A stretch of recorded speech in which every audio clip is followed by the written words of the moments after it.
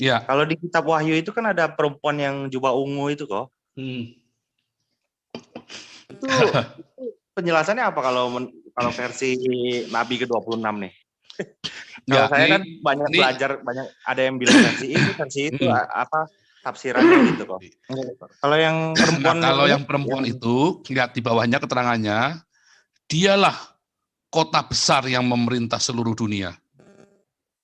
Iya. Ada satu kota besar, satu kota yang memerintah seluruh dunia. Kota mana itu? Semua raja-raja pun takluk loh. Iya, ada yang bilang versinya yang di itu kok, yang di Donald Roma Trump itu pun kok. takut. Donald Trump pun takut. Itu kok. Gebris tangannya langsung kecil hati dia. Oh iya.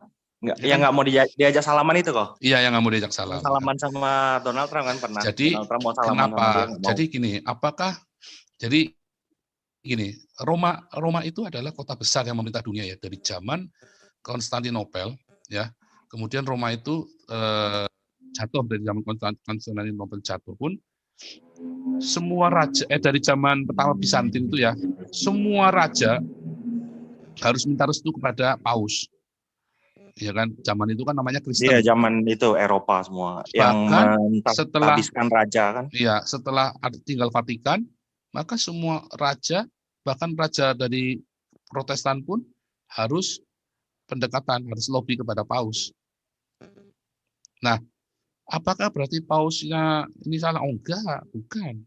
Nanti di hari itu Roma Katolik ya, itu adalah sebuah sistem. Adalah sebuah sistem. Adalah sebuah organisasi, bukan sebuah kepercayaan loh. Harus bedakan. Orang-orang di dalamnya bagaimana? Karena mereka dulu namanya Kristen. Tetapi ada sebuah sistem di dalam Roma Katolik yang dibangun oleh manusia. Dan mereka selalu berkompromi dari zaman kompromi kepada paganisme zaman dulu. Makanya lihat ritual-ritual semua kan dari paganisme. Salah nggak? Dulunya nggak salah. Karena memang kekristenan, kalau saya ke Cina, saya pengen jalan ke Cina, kalau saya jadi misioner di Cina, saya akan bikin kelenteng. Mereka tak ajari doa, di depannya ada patung Kuan Im, patung Jilaihu. Tapi saya kasih nama Kuan Im itu jadi Maria, Jilaihu itu jadi Allah Bapa, terus ada Kuan Kong itu jadi Yesus. Akan tak bikin begitu nanti. Boleh nggak? Boleh. Yang salah, nanti pengikut saya. Pengikut saya akan mengira bahwa itulah Yesus, itulah adalah Allah Bapa, itu adalah Bunda Maria. Terus disembah. Nah, itu yang salah kemudian. Pertamanya salah nggak? Enggak, itu kontekstual. Pertamanya nggak salah, tapi kemudian karena saya tidak menjelaskan, maka kemudian di bawahnya menjadi sesat. Sama, orang Katolik tahu nggak itu patung-patung itu nggak boleh, patung-patung itu berhala. Oh iya, mereka tahu ada yang itu berhala, ada yang mereka nggak jadi berhala. Makanya saya bilang, oh jangan samakan semua orang Katolik asli gitu loh, belum tentu. Ada yang gambar-gambar gitu, patung kayak gitu, cuman jadi hiasan aja kok. Cuman identitas keagamaan saja. Gitu. Cuman ikon aja. Iya. Jadi harus membedakan Katolik yang mana dulu nih, nah, gitu loh. Nah sama, nanti Roma Katolik ini, yang Vatikan ini adalah menjadi konspirasi global yang ada di dalam Alkitab. Kenapa? Karena organisasi ini adalah organisasi yang besar, yang kemudian dia berkompromi dengan banyak hal. Dan sampai dari dulu sampai dengan hari ini. Dan di dalam Katolik Roma ini, dalam Vatikan ini ada dua kekuatan jahat, ada dua kekuatan loh. Satu orang yang ingin mengembalikan, yang terus mempertahankan Katolik di dalam jalan Tuhan. Yang satu yang memanfaatkan agama demi mencapai kekuasaan. Di Katolik di Vatikan ini ada dua kelompok garis keras loh. Sekarang yang konservatif sama liberal kali yang sekarang bahasanya. Saya nggak tahu bahasanya ya, tetapi yang saya masih tradisi sama yang kompromi berarti ya. Dua-duanya ada yang tradisional, ada yang kompromi. Tapi yang jelas begini, yang satunya menggunakan Katolik Roma sebagai alat untuk mencapai kekuasaan, politikus sebagai macam, dan mereka sebagai paus, sebagai kardinal, sebagai uskup loh, ngeri loh. Tetapi yang satu kelompok, mereka yang benar-benar mengajarkan jalan Tuhan Yesus. Wah, itu peperangannya itu makan hati itu. Dan itu serem sekali. Makanya Paus Francis ya, kalau Paus Francis itu sempat itu Paus dibenci dan dicinta di dalam gereja Katolik kan. Termasuk yang tindakannya kayak ngajak pemimpin-pemimpin lintas agama itu termasuk kompromi gitu kok. Kan itu kan agama, nggak masalah kan. Iya, Harus dia ngajak membedakan, pemimpin iya nggak agama salah lain dong, gitu. nggak salah. Jadi harus kita, makanya cerdiklah seperti ular, kita tahu batas-batasnya sampai di mana. Paus itu nggak salah bikin begitu. Paus Francis itu nggak salah, itu bukan kompromi, bukan. Tetapi itu adalah sebuah tindakan, itu tindakannya baik. Karena semua agama itu semua dari Babel, sama. Tetapi iman kepada Yesus itu yang berbeda. Dan nampaknya Paus Francis membedakannya loh, antara agama dengan iman kepada Yesus loh. Jadi antara antikris saya nggak sama membela Paus Francis, cuman karena saya ngikutin terus ya sepak terjangnya Paus Francis, saya ngikutin terus soalnya. Saya Jadi tidak antara membela, bukan. Antikris sama perempuan jubah ungu ini beda kok ya? Bukan, beda. Itu jadi beda. Tetapi yang mereka kedua, gitu. Ada tafsiran yang kedua, yaitu Amerika sendiri, kota besar yang memerintah dunia. Mengapa? Kalau misalnya ternyata pada kenyataannya di akhir zaman ini yang menjadi pelacuran bangsa-bangsa adalah Amerika. Amerika itu bahkan teolog-teolog Amerika itu sekarang hedonisme loh. Pendeta-pendeta Amerika itu, pendeta-pendeta evangelikal itu yang hidup di dalam hedonisme loh. Hamba uang loh. Dan Amerika ini masih memerintah. Dan Amerika ini mulai jatuh karena gereja-gereja tidak melakukan tugasnya. Dan akan dikuasai oleh Islam. Lihat, Amerika sebentar lagi jatuh loh, udah bangkrut kan.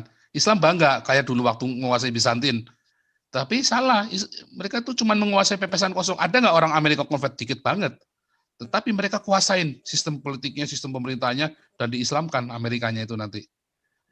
Bisa nggak? Bisa. Jadi nanti kita lihat, kalau ternyata Amerika tadi diislamkan, berarti Amerika lah Babel pelacur besar. Gitu kita lihat. Gitulah, kita nanti lihat. Jadi antara perempuan jubah ungu sama antikris ini bakal bunuh-bunuhan. Nanti mereka kan bunuh-bunuhan. Kan disebutkan nanti binatang 10 tanduk itu kan akan memakan perempuan ini kan. Iya, dan kalau misalnya, kenapa saya berpikir itu Katolik organisasi ya, Katolik bukan iman Katolik Roma ya, tapi organisasi, harus bedain ya. Ini teman-teman ini semua pada soalnya kita juga banyak kenal orang Katolik maupun pemimpinnya yang sangat baik-baik, bagus-bagus ya. Iya, jadi harus membedakan mana iman Katolik dengan organisasinya ya. Kalau itu kan musuhan. Katolik dengan Islam dari dulu kan musuhan. Baru di zaman abad ke-19-20 ini mereka kemudian membuka komunikasi, karena dulu kan mereka perang satu sama lain. Iya, ratusan tahun itu perang salib. Jadi antara itu, jadi itu kita mesti hati-hati, kita nunggu. Nah, kenapa saya tidak berani mengatakan dengan vulgar, dengan jelas, karena kita masih ada dua, saya masih dua alternatif, itu antara itu Amerika atau itu Roma Katolik, organisasi Roma Katolik. Nah, kita lihat nanti begitu Amerika itu nanti jadi Islam, wah ya berarti itu dialah Babel pelacur besarnya. Apalagi dengan ada patung Liberty itu ya. Itu kan seakan-akan peneguhan kan. Oh iya. Nah, jadi tapi kita harus hati-hati. Tapi kalau kita melihat satu kota ya bisa jadi itu Amerika, di New York itu kan. Ya, PBB kan di situ, United Nation. Semua kan dikontrol dari situ. Dari New York. Jadi bisa dari New York itu, karena ada itu yang menguasai, yang memerintah seluruh bangsa-bangsa kan. Benar, semua bangsa juga diperintah. Kalau Roma Katolik bisa nggak? Iya, hanya karena dasarnya karena itu tadi saja. Tetapi secara de facto-nya memang Roma Katolik itu yang memerintah bangsa-bangsa dari zaman kekristenan itu, dari zaman kekristenan menjadi agama negara sampai dengan abad ke-19 ya, bahkan ya. Itu yang semua tuh minta restu dari Paus. Tapi kan sejak zaman Martin Luther kan. Nah, banyak raja-raja udah pisah. Oh enggak, Udah tetap. Mereka putus. tetap minta restu dari paus supaya jangan konflik. Termasuk Raja Inggris loh. Tetap minta restu dari paus supaya tidak Oh, konflik. Karena di Inggris kan masih banyak Katoliknya kan. Jadi tetap minta restu dari paus dan minta restu dari imamnya mereka sendiri, dari uskupnya, bishopnya mereka sendiri. Nah, tetapi secara aneh dan ajaib, ya, tiba-tiba Amerika mengambil alih semuanya itu. Dan tiba-tiba ada patung Liberty. iya, Dan sejak tandanya sama lagi, simbolnya sama lagi. Patung Liberty itu sama yang di Wahyu 12. Yang sama di Wahyu 17. yang mengangkat cawan Pelacur. itu kan. Pelacur itu, ya kan? Iya, dia kan ngangkat cawan. Bisa tiba-tiba, dan Alkitab selalu letterlek. Nah, jadi kita tunggu. Tapi kita tidak bisa langsung pastikan sampai nanti itu jadi. Gitu, nanti sampai itu Tuhan nyatakan. Kalau saya tetap membuka untuk seperti itu. Gitu ya. Benar, saya juga ada itu diajarin gitu, ada versi ini, ada ya juga yang bilang itu Amerika. Soalnya kan ya ada istilahnya juga, Amerika sering disebut negara Kristen juga Ya, dari tapi zaman kita harus berhenti, nggak boleh terlalu ya, panjang karena nanti kita akan terjebak di dalam tafsir bebas. Jadi oh begitu iya kita sampai makanya. situ kita stop. Tapi letterlock-nya Iya, itu kenapa bisa tiba-tiba ada patung Liberty itu loh? Kenapa bisa ada patung Liberty itu? Ya kan? Dan Alkitab selalu letterlock loh. Ya, dan itu nanti akan dimangsa oleh orang Islam Amerika itu. cuman Amerika itu baru menguasai dunia sejak habis Perang Dunia Kedua menang dia. Perang Dari Dunia awalnya belum. Pertama. Perang Dunia Kedua. Perang Dunia Pertama. Kan ikut Perang Dunia menang kan? Pertama belum ya. Ya, pokoknya mulai Dunia Perang Dunia Pertama, mulai pengaruh, karena kan Perang Dunia Pertama mengakibatkan mengakibatkan orang Yahudi kembali ke Israel. Gara-gara Perang Dunia Pertama, Amerika ikut terlibat, maka orang Yahudi bisa kembali ke Israel. Itu titik awalnya tuh. Kemudian Perang Dunia Kedua, Amerika benar-benar mengambil alih seluruh dunia. Iya, kalau dari awal pertanyaannya, mengapa bisa terjadi begitu? Jadi, dugaan pertama oleh para konspirasi itu bahwa Roma Katolik salah. Apalagi sekali lagi, kok bisa tiba-tiba ada patung Liberty? Ya kan? Kan aneh kan? Nah. Zaman itu kan Amerika kan awal berdirinya itu patung Liberty kan hadiah dari Perancis karena Amerika merdeka dari Inggris. Kalau zaman itu tahun 1700 1800-an itu masih Inggris yang berkuasa di seluruh dunia boleh dibilang. Kan jajahannya sampai seluruh dunia ada. Amerika waktu itu belum, bahkan masih sempat sibuk perang sipil, perang saudara mereka. Belum sempat menguasai dunia, baru inilah habis Perang Dunia Kedua ini baru mereka menguasai dunia. Baru-baru ini kan sebenarnya Amerika baru menguasai dunia. Tapi ini akan dimangsa oleh orang-orang Islam sendiri Amerika karena kesombongannya kan. Nah itu apakah bisa? Ya bisa banget. Nanti kita akan lihat, kita ikutin. Cuman kita harus tidak boleh terlalu banyak di sana, nanti tafsir bebas. Nanti Tuhan akan tunjukkan kok. Semua itu letterlock. Jadi nggak bisa dikotak-katik-katuk. Ya, Makanya tadi saya bilang, kenapa saya bikin dua? Karena memang di awalnya Martin Luther kan menuduh gereja Katolik adalah antikristus kan. Oh iya. Bukannya nggak ada dasar. Walaupun Martin Luther menurut saya berlebihan. Karena apa? Karena waktu itu kan dia dimusuhi oleh gereja Katolik, makanya dan memang waktu itu Paus saat itu melakukan penyelewengan, ya kan, dari otoritas gereja. Jadi harus diakui. Kalau nggak diakui salah nanti. Tetapi Martin Luther juga terlalu berlebihan menurut saya, karena ada pemaksaan. Ternyata kan bukan antikris. Tanda-tandanya jauh banget. Kalau bilang antikris sudah saya tunjukkan.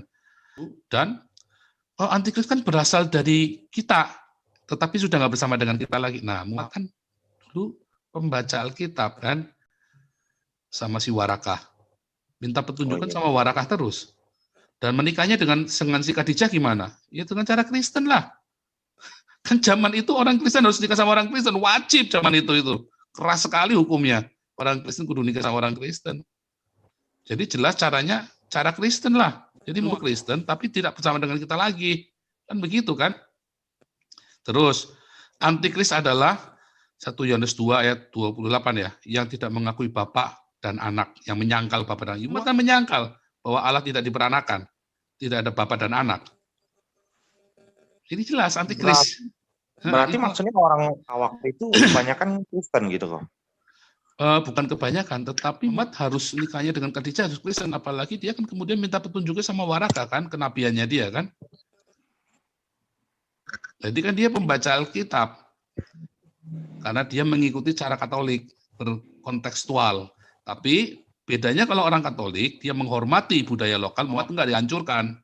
Diganti, begitu orang sudah nurut, diganti pakai budaya yang dia mau. Disebut antikristus itu, ya nanti kan bisa menghidupkan binatang itu kan. Iya, nabinya itu. Wahyu 13 itu. Lihat baca baik-baik Wahyu 13. Iya, yang sudah terluka kepalanya mati kan, hidup lagi. Mati, hidup lagi.